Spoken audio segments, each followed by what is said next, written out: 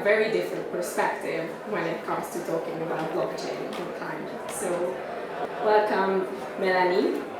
Mélanie is the Director of Strategic Initiatives at XRPL Commons. We have Simon Luling here, who is the co-founder of Ekonavi. And we have Esteban Van Goor, who is the founder of Xange. And Meghan Edge, who is head of carbon portfolio at Ripple. So, welcome everyone. And my first question will go to Mélanie. What are we really talking about? What's the context? What's at stake when we talk about sustainability in blockchain framework? And what can the XRPL community in particular do about it? My name is Mélanie Damour, and I'm the Director of Strategic Initiatives here at XRPL Commons. I'm also driving our initiative to make the XRPL protocol more sustainable. And just to give a bit of context, given the negative impacts of climate change, a call to action for stakeholders worldwide to limit the temperature rise based on the Paris Agreement to well below 2 degrees Celsius, and also pursue efforts to limit the temperature rise to 1.5 degrees. And basically, what this corresponds to is a 6% drop in carbon emissions on an annual basis. So there's a lot that can be done at the industrial level, and that's why XRPL Commons has taken a proactive stance to partner with CCRI that are here today, so Crypto Carbons Ratings Institute, and lead the community-led initiative to make the XRPL protocol more sustainable. And it's also aligned with our mission to create the conditions of success for entrepreneurs and developers in the ecosystem. So since October, we've hosted with CCRI 2 webinars around key concepts behind climate change, as well as what are decarbonization strategies. These webinars are available for replay on our website as well as on our YouTube channel. The second step is around assessing our carbon footprint. So by our, I mean the XRPL protocol. And this is really a key step to help understand and mitigate where emissions come from.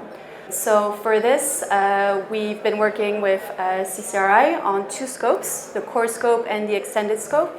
The core scope looks at the carbon emissions and the electricity consumption for 132 validators. And basically this scope is what's considered vital for the functioning of the network. And it's also the scope used for the sustainability indicators for MiCA.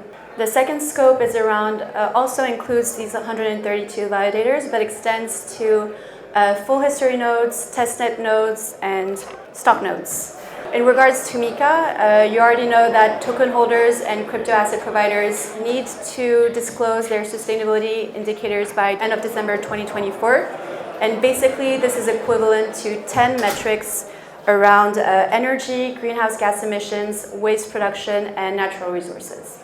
In terms of the results of the assessment, I'm happy to say that we have results and that the XRP Ledger is sustainable and energy efficient. So for the core scope, emissions are of 23.4 tons of CO2 on an annual basis. And for the extended scope, it's around 160 tons of CO2. In terms of the results of the assessment, I'm happy to say that we have results, and these results will be available on our website on a dashboard and are already available on CCRI's website. So now I'm turning to Meghan. You have attended COP last year, and you have been part of several focus groups related to the upcoming MiCA assessment. So in your view, what value can blockchain bring to these broad sustainability discussions? Basically, when you originally think about blockchain, most likely, blockchain and sustainability, you most likely think of energy intensive and, oh my gosh, it's so bad for our environment. And that has a lot to do with the original use cases and how Bitcoin has been perceived with in terms of energy efficiency. And that just really isn't indicative of what blockchain can do for climate as a whole. And that narrative has started to change, I would say, in the last 18 months. And so at COP this past year in Dubai, there was a really interesting, and Esteban, I'm sure, has some perspectives on this as well as he was there. There were some really interesting shifts in thinking that, okay, what are the use cases of how blockchain could actually help progress some of these decarbonization strategies, progress some of these climate projects and reducing in our own supply chains. I don't think we're there quite yet, but the exciting news is that I think that it's going to be much broader of a conversation for Azerbaijan this November. If, for instance, in Dubai, you had the very first Blue Zone delegacy. So in COP, you've got the Blue Zone, which is governments, member states, and certain businesses that have a really nice tie-in with their governments. You've got the Green Zone, which is more businesses and opens up to kind of the startups and the people who are building. And then you've got the public who obviously engage in kind of the trade show element, right? For this past year in Dubai, you had Bitcoin had a Blue Zone presence. So they're just starting to talk about, how can you actually figure out how blockchain can be a real tool and helping some of these governments solve their own kind of decarbonization strategies, which Esteban will absolutely chat about. But so because of that, you've just started to have the conversation of, okay, blockchain is more than its energy consumption. Blockchain is more than energy intensity. It's a tool for managing the data associated with these projects that have so many manual tendencies. So at Ripple, we've got, in May 2022, we committed 100 million to investing across the carbon markets. And that was a very broad remit. We did it a number of ways, and we did 3 carbon projects that we invested in. And each one of those has a tokenization plan to tokenize their credits on XRPL. Some of them already have. And they fit a variety of methodologies. There's one in industrials where they're taking captured carbon and injecting it into concrete, storing it into concrete, and then selling it off into the construction and real estate development sector. You've got another that's working in biochar, which if you don't know what biochar is, come and find me afterwards and I will preach the gospel to you about that. And then we've got another that's taking coal mine methane that's just actively venting, capturing it, turning it into a polymer that's then used in fashion and food verticals, and it's actually going to appear pretty soon here in the Paris Olympics. But when we get credits delivered from them, we get them delivered in a PDF.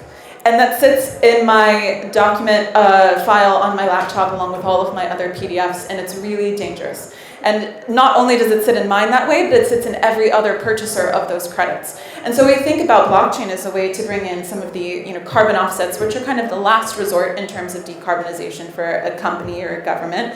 And you still have a massive need for data management, data storage, making sure there's not double counting, and that's a real tangible value that's starting to catch on. I think the kind of global narrative will go from there. Thank you. This sounds amazing. And I was just wondering, what are some of the challenges you face when it comes to explaining what you explained just now? Like, what are the sort of responses do you get from people in those who were not working in the field of blockchain? Yeah, it's a good question. So I don't come from blockchain. I don't really come from tech. I come from climate. I've worked in climate pretty much my whole life. And when I joined Ripple, I was telling my CFO about climate and the potential of carbon markets. And I was like, listen, Christina, I am going to explain this to you, but it is going to be about as easy to explain to someone as blockchain to someone who does not speak this language. And so the conversation, continued from there. There's a real carbon literacy problem in the same way that I very much still believe that there is a blockchain literacy problem. And both of them also sadly suffer from some serious reputational damage from bad actors. You've seen probably in The Guardian, all of the articles that have come out in the last 18 months saying that the offsets are shit, that this is all a fraud, that it's a big accounting scheme, and that's just simply not true, and the data is there to support that. At the same time, the blockchain narrative is very much focused around bad actors working, against their personal interests and not indicative of what blockchain can be as a whole. So I think there's this, kind of combined effort that the two can build with each other, both in terms of literacy and then also kind of in terms of regaining that reputational trust back. I think this leads us really nicely to also asking Esteban what he thinks of these topics. You're the founder of Xange, and you're very much trying to achieve what Meghan was talking about on the ground. So can you tell us more about what you're doing exactly? No, so I'm founder of Exchange.com. I used to be a lawyer, and we got very lucky that we had initially a request to find new ways on how to fund the Sustainable Development Goals. There was a request by a specific UN agency, and we came up with carbon credits, and from there we started our journey. So our first project where we focused on is the African Great Green Wall. That's a project which is about planting trees, so it's 8,000 kilometers of new forest 15 kilometers wide across 11 countries, where of course you need a system for that in order to track. That's basically when we started rolling out our digital monitoring, reporting, and verification system, and from there we started building a lot of technology related to these markets. So what we basically do is provide market infrastructure solutions for ecological projects, and that can be private projects but also sovereign, so we work for nations. When we work for a nation, it's multiple ways, so it's always a multi-year project where we initially start with feasibility and then from there start with the implementation of a project, and at the last moment of course implement our technology there in order to monitor, report and verify that those credits which they are going to issue are real. There's a lot of other complexities in the system which I will not go into too much details, but for us we're really focused on nations, as Meghan was explaining as well. This year at COP28 we presented our solution in the Blue Zone with one of our partner nations which we have, and this year we are presenting it in different occasions as well with UN. Last year we also presented our solution at the General Assembly in New York, simply because countries need to act now. You have the Paris Agreement which was signed in 2015. Every 5 years nations need to provide their strategy on hitting their goals under the Paris Agreement, and they need to report on that, and that's something which we are providing for these nations. We're assisting them with strategy, and we apply different types of technologies for that in order to do so. But one of the elements of the Paris Agreement is that there is a potential double counting risk, and exactly what Meghan was explaining. The last thing what you want is that if I am a country which has carbon, in this case I will mention it one time, it's called Internationally Transferred Mitigation Outcomes, so ITMOs.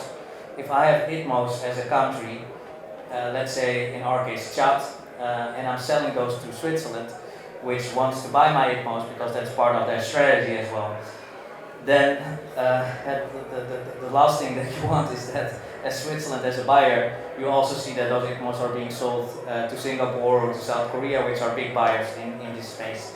That's how we utilize the XRP Ledger. Simply said, we have a whole system in order to ensure that we prove that a project is real. We can also prove that countries are complying with their goals, and we show that on our dashboard. If a country is not complying, they will see that. That's not a nice thing, that's not a nice area to be in, so you need to act better. And that can be done by buying carbon credits from other nations, so in this case ITMOs. By using XRPL there's prevention of the double counting risk, and that's what we have been building. We have currently minted for a first nation 1 million ITMOs. So ITMO certificates for that specific nation. That's a small part of what they can do yearly. So like that specific project for that nation is 12 million ITMOs total. I think for the whole country you're talking about a few 100 million ITMOs just for that country. But we want to show that this system is working, and that specifically under the Paris Agreement that the system we have could be implemented with other nations as well, and that would of course be very beneficial, I think, for all parties there, and show a real use case of blockchain. And you mentioned the UN partnership. Can you elaborate on that a bit more? Yeah, so like I mentioned, the first instance it was more around finding a way on how to fund the Sustainable Development Goals. That's still something which we do, but we're also an implementing partner. So we fall under UN 17 SDG, where we collaborate with nations. So UN has chosen the African Great Removal, but in specific has chosen one nation to do as a pilot, so that's Chad.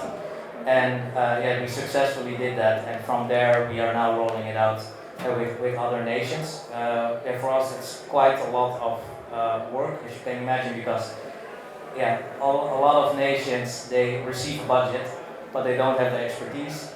You have a lot of bad actors, unfortunately, in this space who would love to get some funding from these governments in order to give their expertise or advice. what we do is everything in-house. So we do the consulting side, implementation plan. Very important to mention is that for any project, it is not just about, for example, preserving forests or renewable energy certificates. It's as well about how are you as a nation contributing to the Sustainable Development Goals. So education, creation of jobs, combating poverty. You may find it weird, but it's actually also part of anti-money laundering. Why? Because if you provide jobs to people in a nation where they don't have any other opportunities, but now they can collaborate with planting trees, or they can have agricultural opportunities, there's a different way of earning money for them and educating, then they would choose another organization to be part of. So for us that's very important, and the data economy is very important. So we work a lot on data centers, so we're very much involved on the data center side, because we're all massive polluters, even though you're not travel, even though you're fully vegan. If you have a phone, you use ChatGPT, you look at Cristiano Ronaldo's Instagram posts, we're all part of the data economy, we're all polluting. So, and the source there is data center, so we are really focused on getting that right. So that's the greenhouse gas calculation, so scope 1, 2, 3. And what we do there is we apply digital twin technology in order to optimize the functionalities of a data center or of a piece of real estate. Now also we have another project here present by Simon, and you're taking a quite different approach, as far as I understand, to mitigating climate change. You're focusing on grassroots movements in Brazil. How does that fit with blockchain technology? So our platform Ekonavi, which we created just about 3 years ago, it maps and supports environmental regeneration primarily in Brazil and primarily with agroforestry. And so in this sense, it's a community-led initiative that we found with a serious learning curve, that we could use blockchain to accelerate these processes and integrate the community into these new economies. So when we started Ekonavi, it was very Web 2. We wanted to create a space for agroforesters to meet, exchange insights, and hopefully like a social media. Yeah, basically, a social media for agroforestry. Which, by the way, agroforestry, if you do not know, it's an approach to land management that combines agriculture and good practices like favorable to the ecosystem. So you're producing natural commodities, food and wood and whatnot, but at the same time you are enriching the soil, you are bringing back biodiversity, and you have a biodiverse forest at the end of its design. So just to clarify on that. Now, we got into the Web3 space from, I guess, what we call the ReFi movement, regenerative finance, and we've had early partnerships, if you will, with a group called Regen Network and IXO. They're both on the Cosmos network, so it's part of Atom in that family. We set up validators, proof-of-stake validators, committing to bring our earnings to the field for planting and for workshops, education and such. And we did have some results early on, and so that was nice. Now we're 2 projects short of 700 field projects on our map.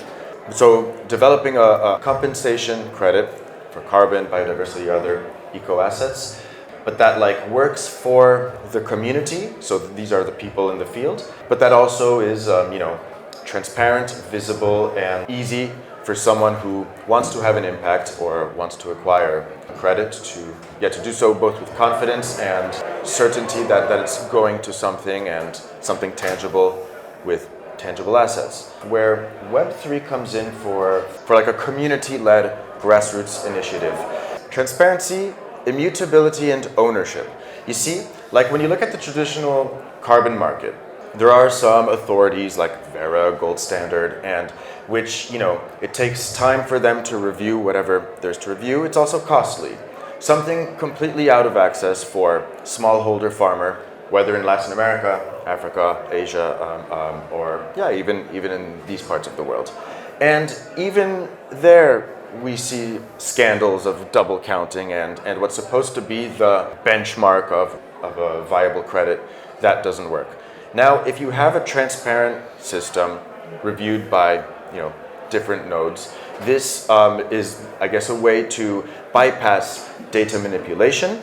The immutability, when you're doing something in the field, you report it, it's there, okay, you provide updates, and that's something that, if provided the tools, even a smallholder farmer with the correct app can provide the data.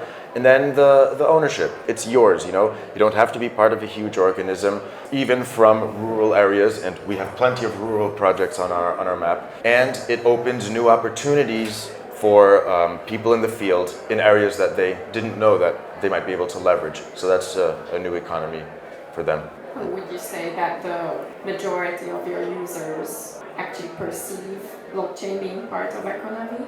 Or that's not the goal? They do. We've been expressing it as such. On the one hand, we do have, a lot of experimenting, like, for example, inviting people with incentives to do reporting from the field, so like MRV experiments and education and all that. Also, we reward the community for using the platform, providing insights from the field and showcasing their work. So we teach them how to open a Web3 wallet, and so how to join this economy.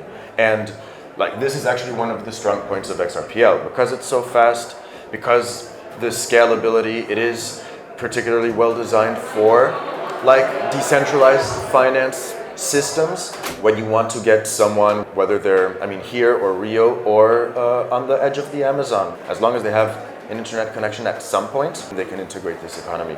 Thanks everyone. Thank you so much.